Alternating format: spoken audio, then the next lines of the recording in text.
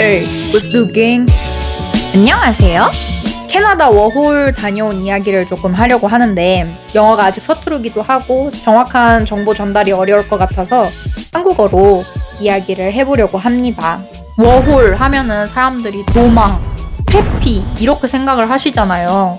그거에 대한 고민이 있으신 분들을 위해서 이 이야기를 해보려고 합니다. 캐나다 워홀 다니면서 썼던 블로그를 PDF 파일로 백업해놓은 게 있더라고요.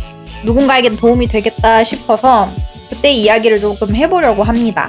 제가 이제 어떤 상황이었는지 이야기를 해야 될 것 같아요. 먼저 캐나다를 가기 전에 제가 우울증이 되게 심하게 있었어요. 지금은 되게 웃으면서 이렇게 얘기를 할 수 있지만 이 얘기를 왜 해야 되냐면은 제가 고등학교 때 흔히 말하는 오타쿠라고 하죠. 일본 애니를 엄청 좋아했고 일본 대학으로 유학을 가서 애니메이션까지 전공을 하고 그러고 왔거든요. 근데 유학을 간다 하면은 사람들이 되게 부러워하잖아요. 저는 정말 그 시간이 힘들었어요. 왜냐? 저의 이 성격을 보시다시피 이거는 이제 일본의 문제가 아니고 저의 문제인 거죠. 일본의 문화에 맞지 않는 성격인 거예요, 제가. 그리고 사람들이랑 어울리기도 힘들었고 꼭 그것 때문만은 아니지만 여러 가지 이제 문제들이 복합적으로 얽혀서 일본에서 되게 우울한 대학 시절을 보냈어요. 그 우울증을 가지고 한국으로 돌아오게 됐어요. 일본에선 더 이상 내가 살고 싶지 않다 해서. 근데 한국에 와서 뭐 그런 상태로는 지금 막 일을 할 수가 없잖아요. 그래도 이제 밥벌이는 해야 되니까 아버지가 이제 아시는 분의 회사가 있었는데 그 회사에서 이제 대충 일을 하면서 그렇게 살고 있었어요. 한 1년 반 정도? 근데 살다 보니까 이제 제가 이제 진로나 목표 이런 게 없는 거예요, 삶에서. 제가 하고 싶은 일이 있긴 있었어요. 하고 싶은 건 되게 많았어요. 사진 작가도 되고 싶었고 영화 감독도 하고 싶고 그랬었거든요. 근데 이제 예술이라는 게 돈을 벌기는 어려운 직종이잖아요, 아직까지는. 밥벌이를 하지 않으면 안 되겠다는 마음에 어쩔 수 없이 계속 그냥 회사를 다녔었던 것 같아요. 그러다 보니까 점점 이 내 현실이 싫고 도망을 치고 싶은 거예요. 회피죠, 일종의. 그래서 캐나다 워홀을 가기로 마음을 먹었습니다. 그때 당시에는 지금도 그런지는 모르겠는데 그 캐나다 워홀이 추첨형이라서 운 좋게 추첨이 됐어요. 캐나다 워홀을 그냥 덜컥 가게 됐죠. 아무 연고도 없이. 영어도 뭐 그냥 도망치는 게 목적이었어요. 그냥 회사가 다니기 싫었고 너무 우울하고 그랬는데 이제 어쨌든 부모님은 어떻게 설득했냐? 내가 가서 영어를 일단 더 배우고 오고 돈을 모아서 여행을 하고 오고 싶다 이런 식으로 막 포부를 가지고 그리고 이제 또 새로운 나라에 가서 살면은 내가 다른 사람이 될 수 있을 것 같은 그런 생각이 들었어요. 그래도 이 우울증에는 종류가 다양해요. 진짜 아무것도 못하는 우울증이 있고 그래도 나아지고 싶다는 의지가 있는 형태가 있거든요.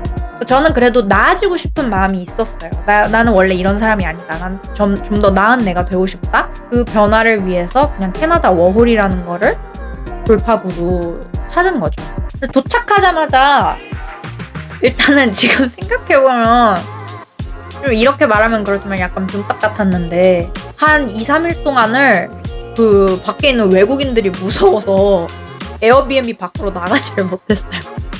지금 생각해보니까 진짜 같네. 그냥 뭔가 모든 게 다 낯설고 뭐 캐나다는 막 어디 가려면 다 버스 타고 가야 되고 이러다 보니까 밥도 집에서 해 먹어야 되고 2-3일을 진짜 그냥 또 미드 보면서 방 안에 그냥 갇혀있어요. 근데 이제 어쨌든 지금 썼던 돈을 생각해봤어요.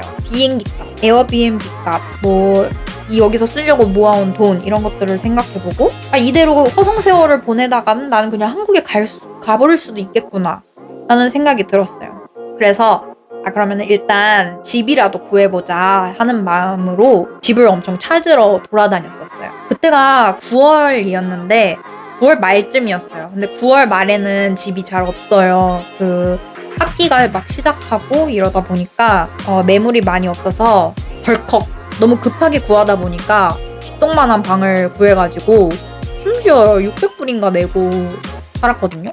근데 아무튼 좋은 집을 좀 더 구했으면 좋았을 텐데 아무튼 그 하루 일과는 쓰리잡까지도 했었어요. 카페 알바, 백화점 알바, 뭐야 또 그거 라멘집 주방 이렇게 3개를 했었는데 9시까지 백화점에 출근을 해요. 그게 이제 오픈조였는데 한 3시까지 일을 하죠. 한 6시간 정도 일을 해요. 그러고 나서 한두 시간 정도 쉬고 카페나 라멘집 저녁에 또 알바를 갑니다. 끼니는 그때 거기서 그냥 해결을 했어요. 밥 먹을 시간이 거의 뭐 없었다고 볼 수 있죠. 근데 진짜 그렇게 6일 내내, 그러니까 일주일 동안 6일 내내를 그렇게 살았어요. 그걸 무한 반복. 그래서 진짜 다리가 터질 것 같고 맨날 너무 피곤해. 그냥 쓰러져서 자.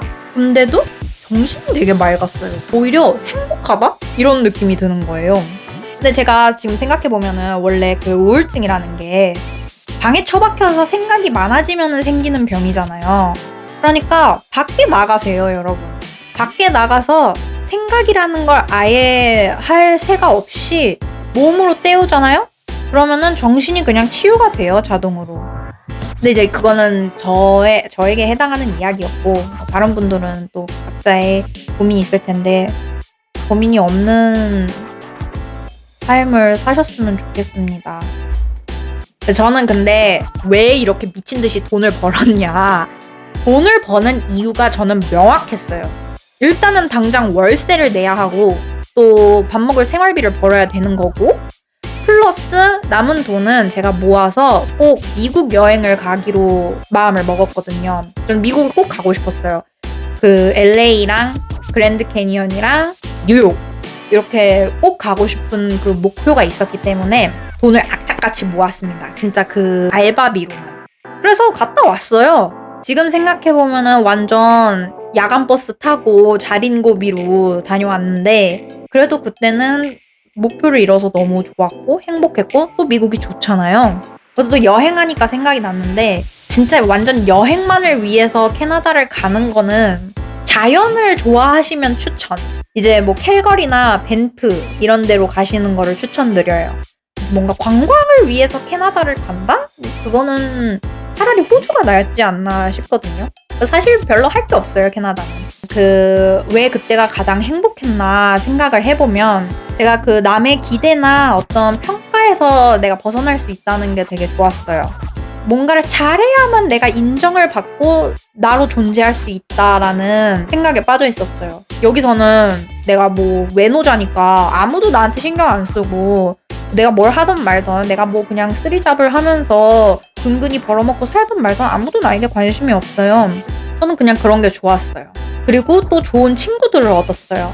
제가 그때 오타와에 살았었는데 한인 친구를 안 사귀고 싶어서 오타와를 간 건데 거기 이제 오타와에 있는 한국인은 우리밖에 없으니까 손에 꼽을 정도니까 되게 끈끈해졌죠.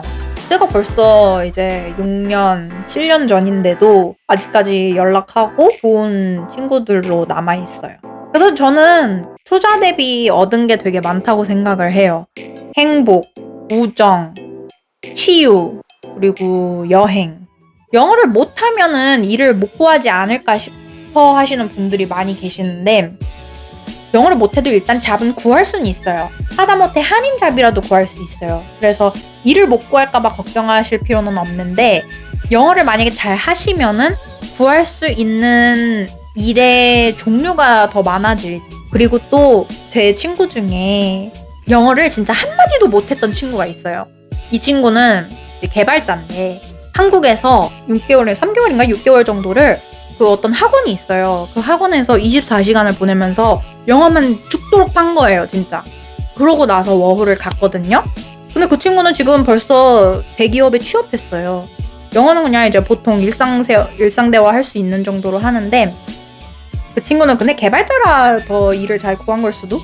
제가 이제 릴스에도 올렸지만 미드를 보면서 저는 공부를 한 케이스인데 뭐 쉐도잉이나 문법 공부 같은 거는 하나도 안 했고 그냥 기립다 보기만 했어요. 계속 모던 패밀리를 계속 무한 반복 보다 보니까 이제 막 그 장면이 통째로 외워지고 그러다 보니까 외워졌던 그 표현들이 그냥 필요할 때 자연스럽게 나왔던 것 같아요. 근데 이제 영어 얘기를 왜 했냐 하면은 제가 어쨌든 어렸을 때 호주에서 살았고 저의 이제 어린 시절은 영어와 친숙한 시기였잖아요. 외국어를 하면은 그 외국어에 따라서 자아가 바뀐다고 하잖아요. 저는 되게 자신감 있고 눈치 안 보고 당당하고 그런 성격으로 다시 되돌아가는 그런 느낌이 들었어요. 그래서 나 원래 이런 사람이었지 하고 깨닫는 시간들이 됐었어요. 근데 이제 문제는 저는 이제 거기서 뼈를 묻을 생각이었는데 코로나가 터진 것이라. 왜 하필이면 그때였을까요? 어떻게든 정규직을 구하거나 아니면은 학교를 등록해서라도 나는 꼭 캐나다에서 살고 싶다라고 생각을 하고 있었어요. LA 여행을 다녀오자마자 다 셧다운이 된 거예요. 그러다 보니까 이제 시프트도 막 삭제되고 그러니까 이제 무서운 거지. 그때는 그게 무서웠지. LA 여행 다녀와서 지금 땡전 한 푼 없는데 나 이러다 홈리스 되겠다 싶어가지고 그냥 무서워서 어쩔 수 없이 그냥 비행기표 있을 때 한국 가자 해서 진짜 어쩔 수 없이 돌아왔어요. 근데 그냥 있을 걸 그랬어. 그 나중에 보니까 무슨 정부 지원금 같은 걸 주더라고요. 그냥 있을 걸 그랬어. 근데 이제 돌아올 때 심정은 반반이었어요. 왜냐면은 그때 미국을 다녀온 직후니까 미국 얼마나 재밌어. 캐나다 뭐야, 캐나다 시시해 이러면서 나 미국에서 살고 싶어. 나 그냥 캐나다에서 안 살고 미국 갈 방법 없을까 막 이러고 있었던 시기였어요. 근데 진짜 신기하지 않나요? 복성. 그래서 결론은 워홀이 해결해 준 것은 나의 정신적 건강 그리고 영어도 잘하게 됐고요. 이거 덕분에 이제 스미스 씨랑도 만나게 된 거고 그다음에 나의 원래 외향적이고 솔직한 성격 조금 더 남 눈치 안 보는 성격으로 변했다. 이제 누군가에게는 이게 막 그렇게 큰 수확인가 싶을 수 있을 텐데 적어도 저한테는 되게 큰 수확이었어요. 아쉽게도 단점이 있어요.